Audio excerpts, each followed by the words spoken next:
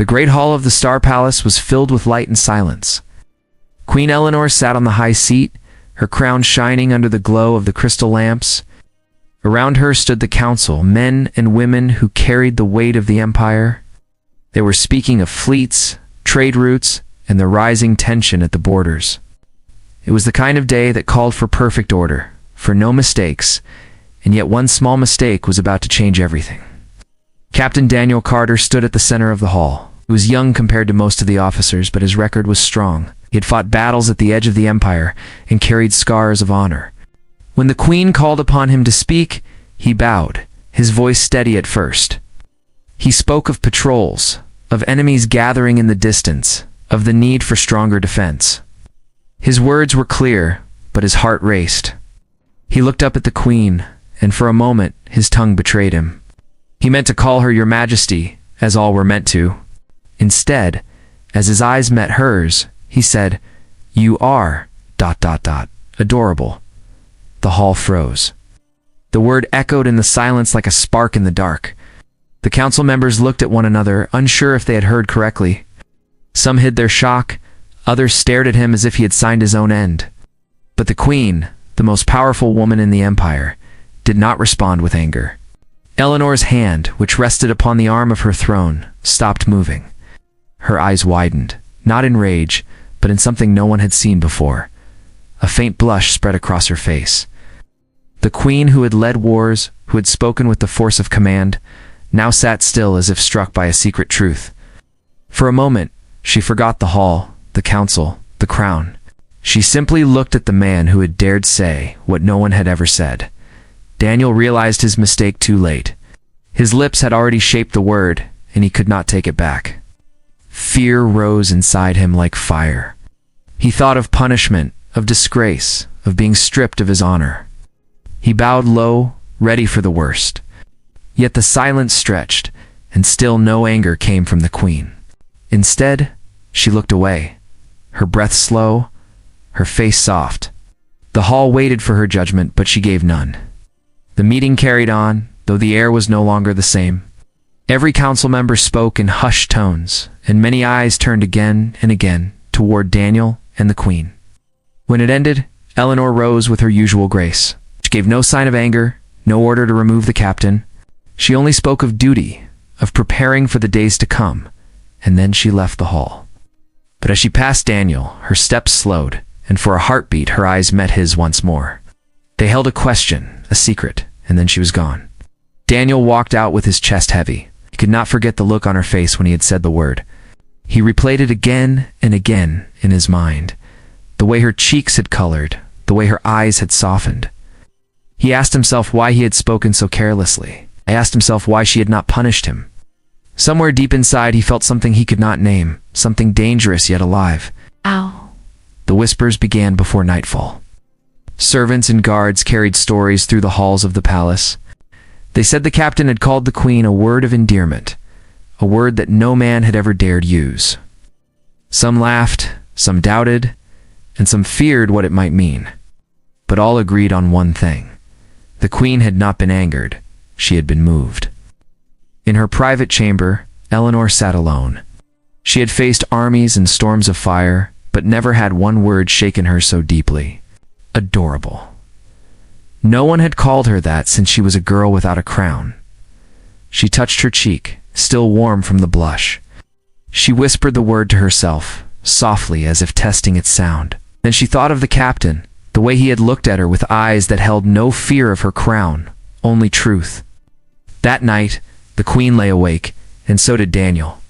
Neither could know how much that one mistake would change their lives. Neither could see the roads of fate that would open before them. But both knew, in the silence of their hearts, that something had begun. A word had been spoken, and nothing would ever be the same again. The next morning the palace was restless. Rumors had traveled faster than light across the grand corridors. The guards whispered, the maids shared secrets, and the council members spoke behind closed doors. They all repeated the same thing. The Queen had been called adorable, and she had not punished the man who dared to say it.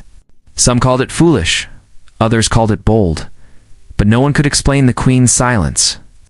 The word was now carried like a hidden flame that no one could put out. Captain Daniel Carter tried to keep to his duties, but every step felt heavy. He walked the training yards, he checked the guards, and he looked over the reports of the fleet. Yet his mind was not on any of these tasks. His thoughts were locked on that single moment in the Great Hall. He wondered again and again why she had looked at him the way she did. He feared he had lost her trust, but a small hope also stirred, a hope he did not dare name. Late in the evening, a messenger came to him. The Queen wished to see him alone. The words struck his chest harder than any battle ever had. He followed the messenger through the silver halls, past the tall windows where stars burned bright. His heart pounded as he reached the doors of her private chamber. The guards bowed and stepped aside, and Daniel entered with quiet steps. Eleanor stood near the balcony, her gown flowing like midnight silk. She turned when he entered, and her eyes held no crown, no command, only a strange softness. For a moment, silence filled the chamber, and she spoke, her voice calm but trembling at the edges. "Repeat that again," she said. Daniel froze. He knew at once what she meant. His chest tightened. He wanted to kneel, to beg forgiveness, but the look in her eyes stopped him. She was not angry. She was waiting. Slowly, carefully, he raised his head and met her gaze. "You are adorable," he said, the word gentle this time, not a mistake, but a choice. The Queen drew in a breath. Her cheeks warmed, and for the first time in many years, she smiled not as a queen, but as a woman. The sound of the word lingered between them, breaking down walls she had built around herself. She closed her eyes for a moment, as if to hold it inside her heart. "You should not say such things," she whispered, but her voice lacked command. It carried longing instead. And yet, out. I wanted to hear it. Daniel bowed his head, unsure if he had crossed a line he could never return from. "Forgive me, Your Majesty," he said. "I spoke without thinking. I had no right." But Eleanor stepped closer. Her hand touched the air between them, as if she almost wanted to reach for him but stopped herself. "Hey, no one has spoken to me like that in years," she said softly. "They see the crown, see the power. They forget that I am still human." The chamber was silent, except for the faint hum of the palace engines. Daniel's heart ached at her words. He saw her now not just as a ruler, but as someone burdened by loneliness. He understood why that one word had shaken her. He wanted to speak again, but his voice caught in his throat. "Do not tell anyone of this," Eleanor said, her strength returning for a moment. "The council would not understand. They would twist it into weakness. But you will keep it." "I will, Your Majesty," Daniel answered, his voice steady. "Your secret is safe with me." Their eyes met once more, and in that glance, something unspoken passed between them. It was not love, not yet, but it was the beginning of something that could not be undone. The Queen turned back to the balcony, her figure outlined by the glow of the stars. Daniel bowed deeply and left the chamber, his heart racing with every step. That night, he lay awake again, but this time the fear was joined by wonder. He replayed her voice in his mind, the way she had asked him to repeat the word, the way she had smiled. Somewhere deep inside, he knew his life had shifted. A single mistake had become a bridge, fragile but real, between a soldier and a queen. And in her chamber, Eleanor touched her lips, still warmed by that hidden smile. She whispered the word to herself once more, as if it belonged to her alone. Adorable. It was a secret gift. And she guarded it more closely than her crown. The days after the meeting in the Queen's chamber were not easy for Daniel. He tried to live as if nothing had changed, but inside he knew the truth. Every word, every step, every duty seemed to carry more weight. When he walked through the palace, he felt the eyes of others on him. Whispers followed him, though no one dared speak too loudly. Some respected him more, some envied him, and some feared he might be growing too close to the Queen. Daniel tried to push all of it aside, but the memory of her voice when she had asked him to repeat the word never left his mind. Queen Eleanor returned to her duties as though nothing unusual had happened. She led council meetings with her usual command. She spoke to governors and generals, and she kept her empire steady as tensions rose at the borders. But when she sat alone, she thought of Daniel. She remembered the way he had said the word a second time, not by mistake, but with choice. She remembered how it made her feel seen, not as a queen, but as a woman. The thought made her heart restless, and she hated how much she wanted to hear it again. The council began to notice. Some of them whispered that the queen's mind was distracted. They watched her carefully, looking for signs of weakness. One counselor even spoke boldly in a private meeting, suggesting that she was spending too much time with one officer. Eleanor silenced him with a single glance, but she knew suspicion was growing. She had to keep her feelings hidden. The Empire needed strength, not rumors. Daniel's fellow officers also noticed. One evening in the training yard, his closest friend, Lieutenant Henry Blake, confronted him. "You need to be careful," Henry said. "People are talking. They say the Queen looks at you differently. If you are not careful, this could destroy you." Daniel listened, but gave no answer. What could he say? The truth was something he could never share. War clouds were gathering. Scouts brought word of enemy fleets moving closer to the outer systems. The Empire prepared for battle, and Daniel was called to lead missions at the edge of space. He welcomed the orders, thinking that duty might help him forget the Queen's smile. But even in the cold silence of the stars, he remembered the warmth of her eyes. He fought well, he commanded with honor, but his heart was never free. When he returned from one mission, tired and scarred, the Queen asked to see him again. This time, it was not in her chamber, but in the garden behind the palace. The night was quiet, and the stars shone above like diamonds. Eleanor walked beside him slowly, her crown absent, her gown simple. She looked less like a ruler, and more like a woman searching for peace. "You fought bravely," she said. "The Empire is proud. I only did my duty," Daniel replied.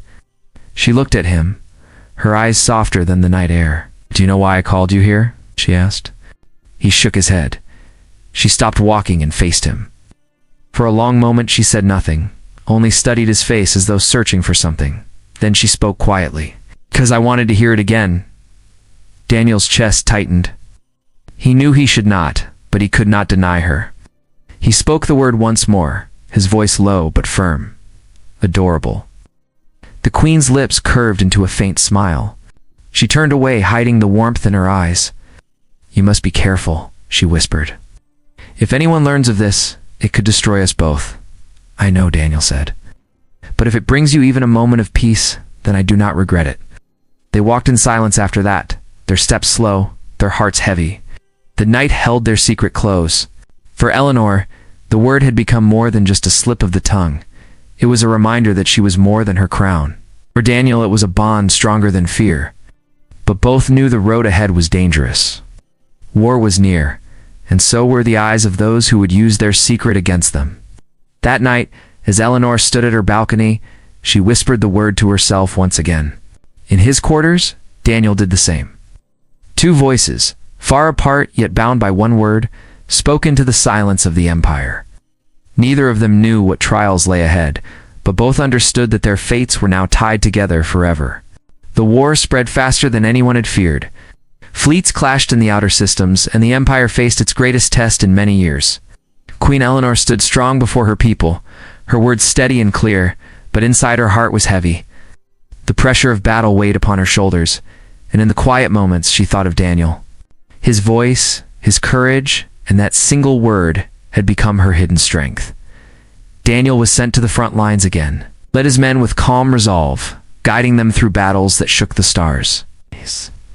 His name began to carry through the fleets, spoken with respect and hope.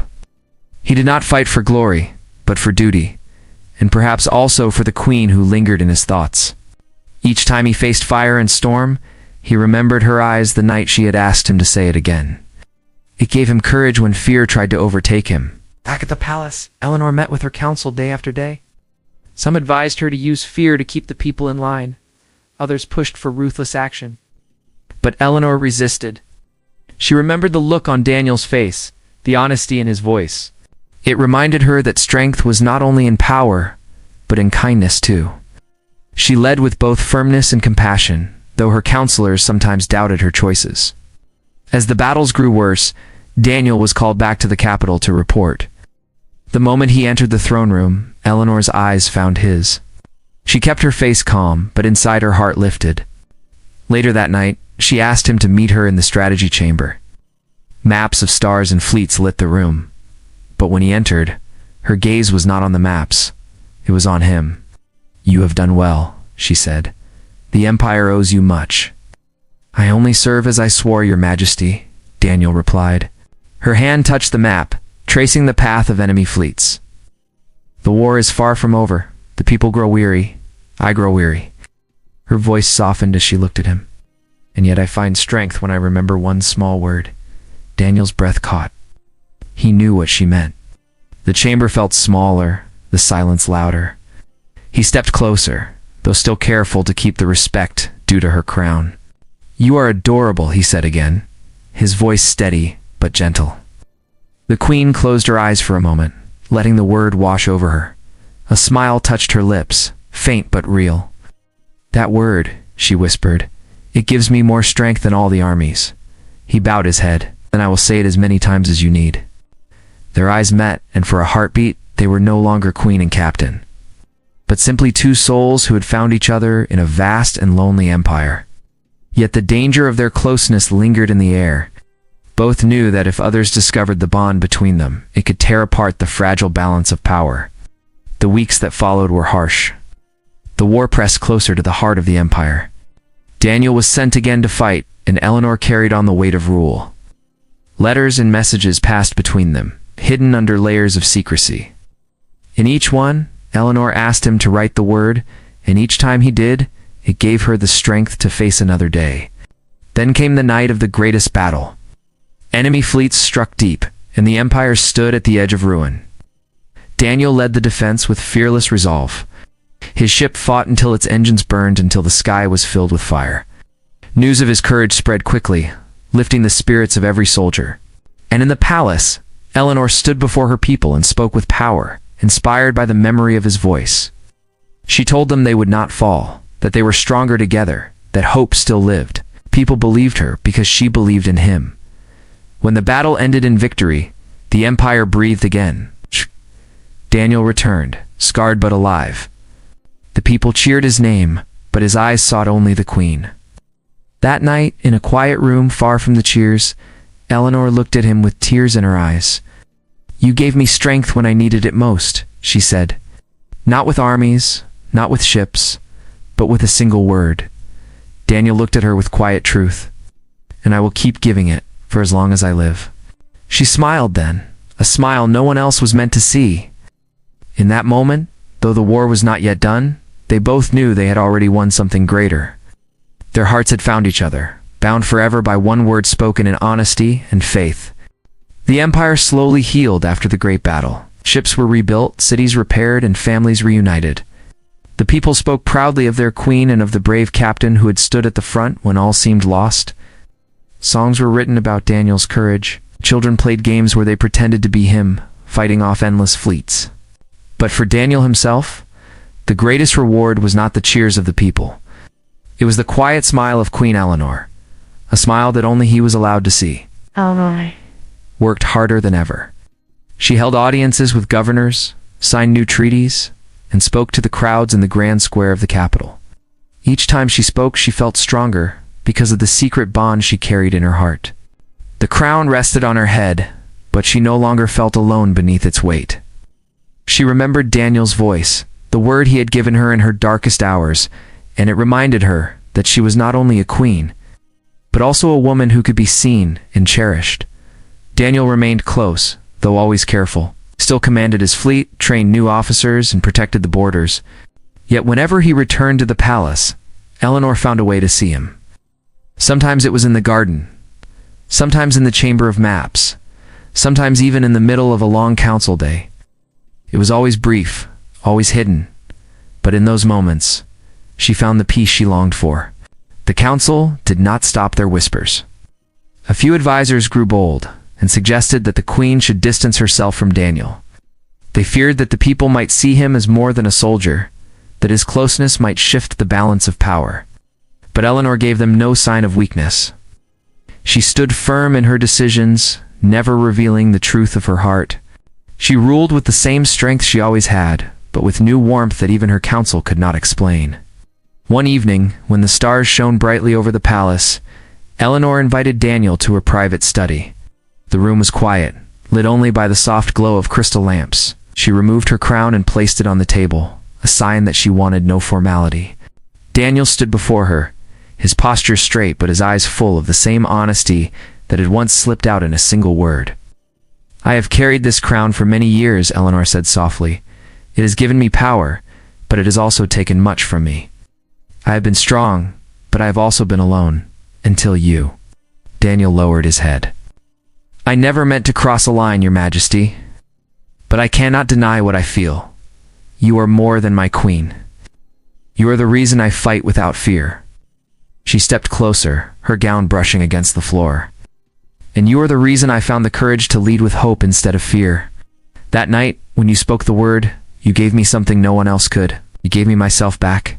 For a long moment they stood in silence, the weight of crown and duty hovering between them. Then Eleanor smiled, and her eyes shone with both strength and tenderness. "Say it once more," she whispered. Daniel looked into her eyes, steady and true. "Adorable," he said, his voice soft but filled with meaning. Her smile deepened and she reached out, taking his hand for the first time. It was a simple touch, but it carried all the promise of what they could not yet say aloud. She held it for a moment, then let it go, knowing that for now, their bond must remain a secret. But both of them understood that it was unbreakable. The years ahead would not be easy. There would be more battles, more struggles, more burdens for the crown and for the soldier. But they knew they would face them together, bound by trust and by a word that had become their secret strength.